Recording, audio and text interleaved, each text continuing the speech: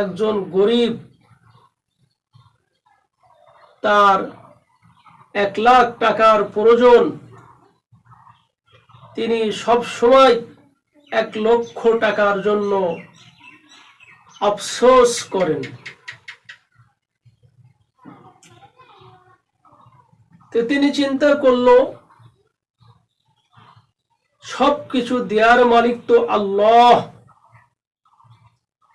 আল্লাহ খাওয়ায়, আল্লাহ পড়ায়, আল্লাহ রিজিক দান করেন, আল্লাহ নিয়ে যান, আল্লাহ হায়াত বাড়াইয়া দেন। সুখের মালিক, শান্তির মালিক, সব কিছুর মালিক হলো আল্লাহ। তিনি চিন্তা করলেন, হয়তো আল্লাহ তাআলা উপরে থাকে, আসমানে থাকে, তাই তিনি আল্লাহর কাছে একটা চিঠি লিখবে, 1,00,000 টাকা তার প্রয়োজন। এখন চিঠিটা লিখে কার কাছে দিবে, কে চিঠিটা আল্লাহর কাছে নিয়ে যাবে, পৌঁছাই দিবে?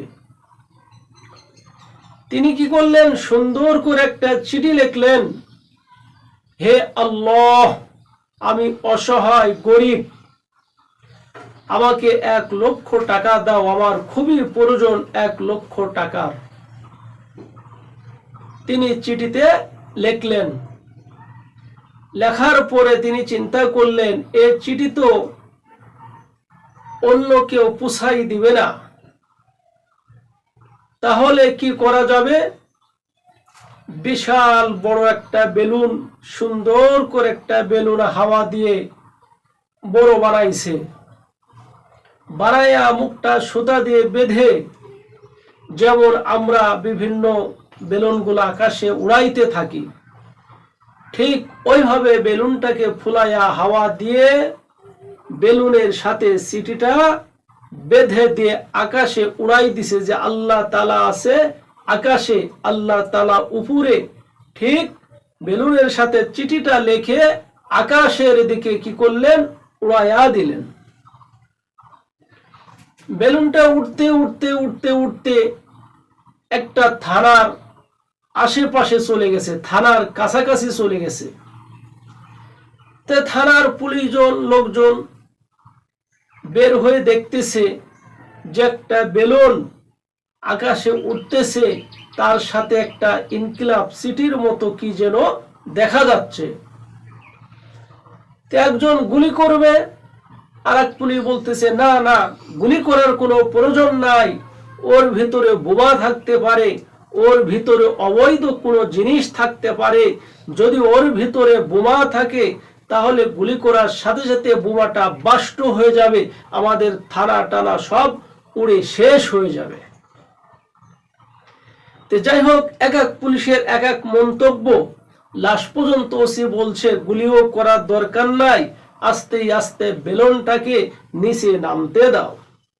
যখন বেলুনটা আস্তে আস্তে আস্তে যখন নিচে নামছে, নামার পরে বেলুনটা খুলে দেখে বেলুনের ভিতরে শুধু হাওয়া, আর ভিতরে একটা চিঠি আছে। চিঠিটা পড়ে দেখতেছে, হে আল্লাহ, আমি অসহায়, আমি খুব গরিব, আমাকে কি করো, 1,00,000 টাকা দাও, 1,00,000 টাকা আমার খুবই প্রয়োজন। সমস্ত থানার পুলিশরা চিন্তা করলো যে এই ব্যক্তি অসহায় গরিব, না জানি কত দুঃখের ভিতরে, কত কষ্টের ভিতরে আছে।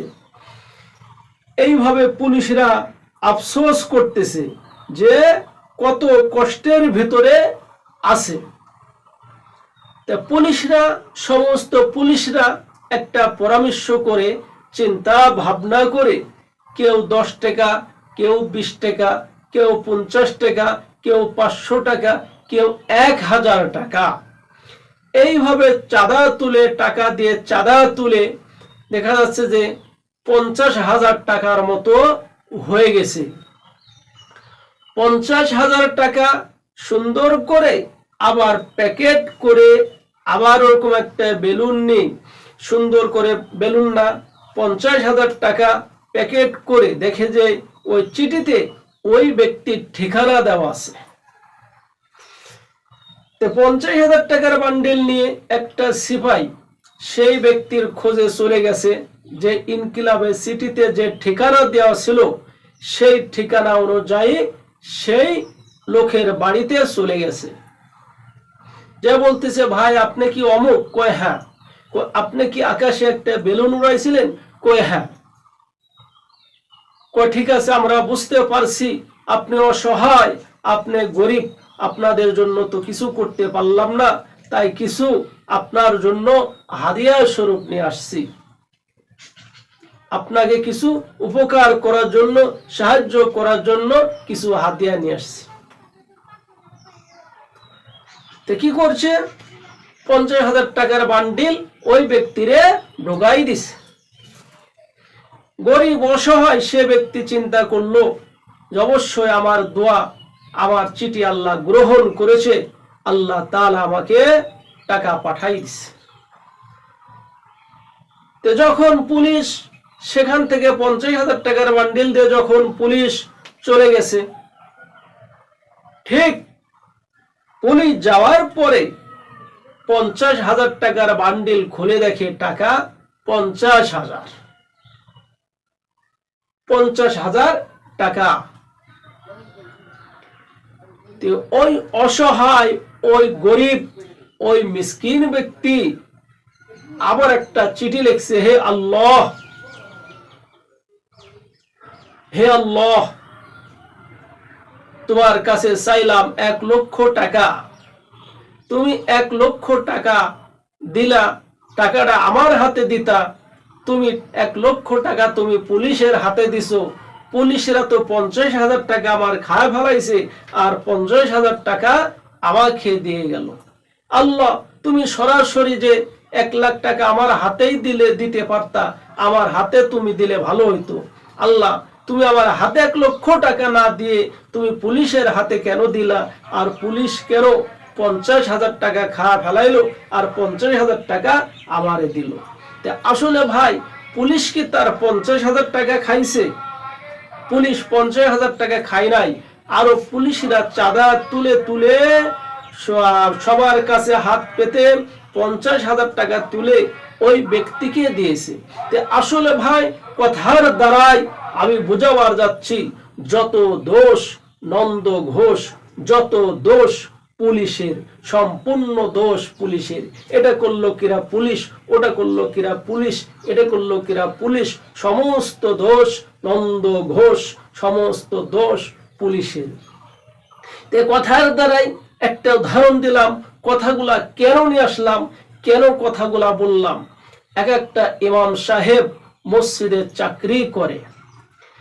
একটা ইমাম সাহেব যদি একটু অন্যায় করে, না হয় ইমাম সাহেবের চাকরি চলে যাবে, না হয় দেখবেন ছোট থেকে বড় পর্যন্ত ইমাম সাহেব এরকম বড় বড় বাস দিবে। যে কথা বলতে পারে না, স্কুলের বারান্দায় যায় নাই, আলিফ বাতা পড়তে পারে না, সেও দেখবেন ছোট্ট একটা ভুল যদি ইমাম সাহেব করে, দেখবেন এত বড়টা বাস ঢুকাই দিছে। হাজারো অন্যায়, হাজারো অকাম, হাজারো আকাম, হাজারো কুকাম মুসল্লিরা করতেছে, তার কোনো দোষ নাই, কোনো তার ওদিকে তাকানিরও কায়দা নাই। শত শত অন্যায় করে যাচ্ছে মুসল্লিরা, শত শত আকাম কুকাম করে যাচ্ছে, কোনো দোষ নাই। কিন্তু একটা মসজিদে